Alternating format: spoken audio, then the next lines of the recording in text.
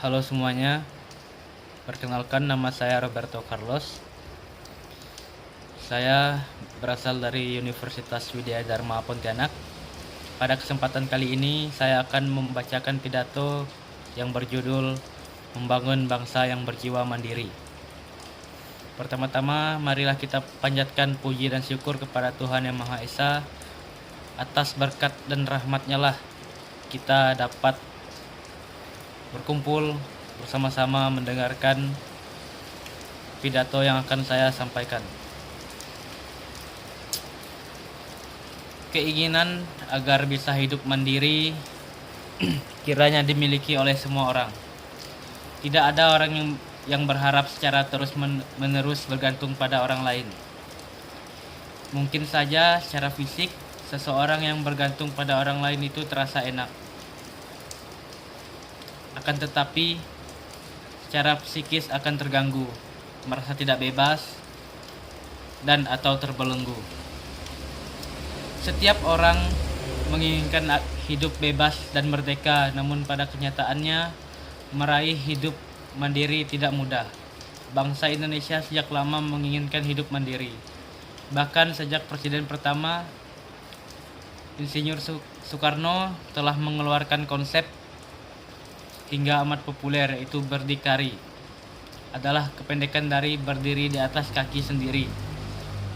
Bangsa Indonesia menurut sang proklamator kemerdekaan itu harus segera mampu mandiri dalam berbagai aspeknya.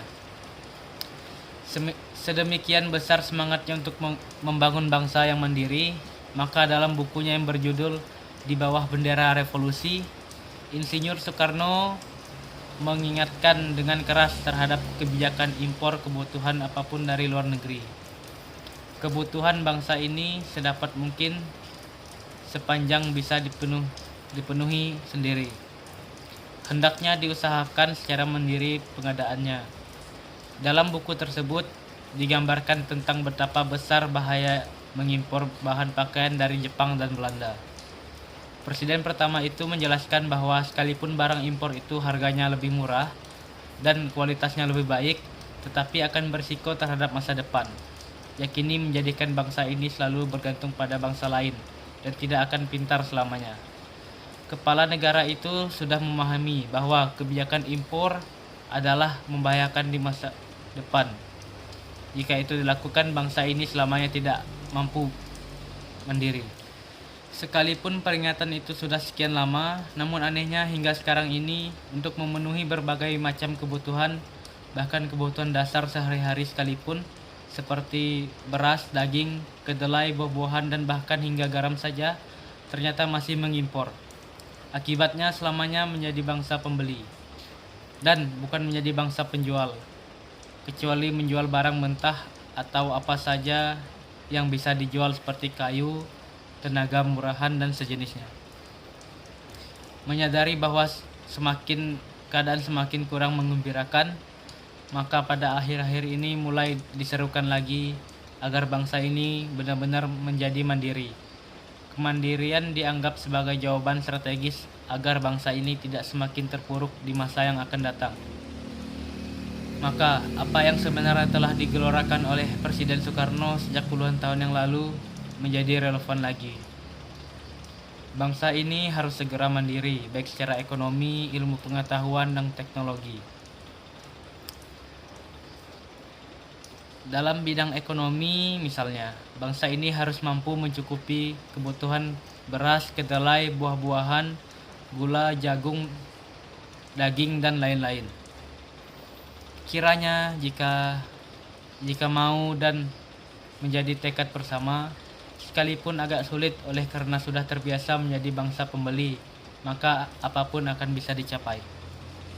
Bangsa ini memiliki kekayaan tanah yang luas dan subur, pengairan yang cukup, tenaga kerja melimpah, ketersediaan para ahli, iklim sangat mendukung, maka yang tersisa hanyalah kebijakan pemerintah. Memang, jika diperhatikan secara seksama, bangsa ini terasa aneh dan bahkan keterlaluan. Hingga pada level yang terkecil, yakini keluarga sekalipun, keanehan itu tampak. Misalnya seorang tatkala ditanya tentang status pekerjaannya, ia menjawab sebagai petani. Tetapi anehnya, istri petani itu setiap hari ke pasar bukan menjual sayuran,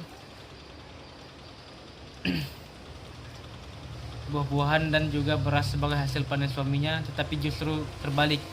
Para istri petani itu pergi ke pasar justru membeli lombok, sayur-sayuran dan juga beras. Keanehan lucu tersebut ternyata tidak saja dialami oleh para petani, tetapi juga oleh profesi lainnya.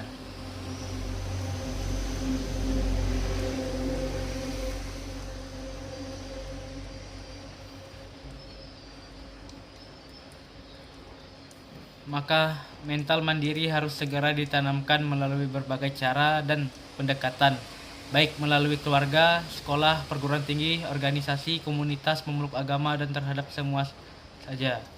Jargon yang pernah dilontarkan oleh Presiden Joko Widodo di awal menjabat sebagai presiden bahwa harus dilakukan revolusi mental adalah amat tepat. Mental bangsa ini harus direvolusi. Dan dari hidup seenaknya bermalas-malasan, lamban, menunggu, menerabas, dan lain-lain, semuanya harus diubah menjadi bermental kerja, bermental petarung, bermental pemenang, unggul, dan seterusnya.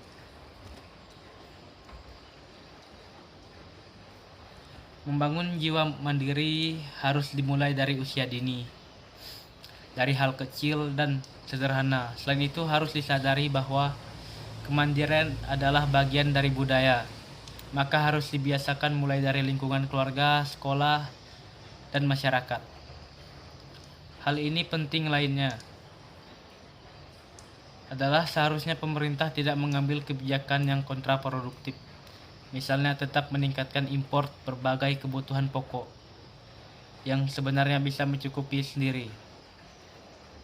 Harus disadari bahwa bahaya impor itu sedemikian besar, sebagaimana hal itu telah diingatkan oleh Presiden Soekarno lewat bukunya yang amat fundamental. Sekian pidato dari saya. Jika ada kata-kata yang kurang berkenan di hati saudara-saudari sekalian, saya mohon maaf. Terima kasih. Selamat pagi.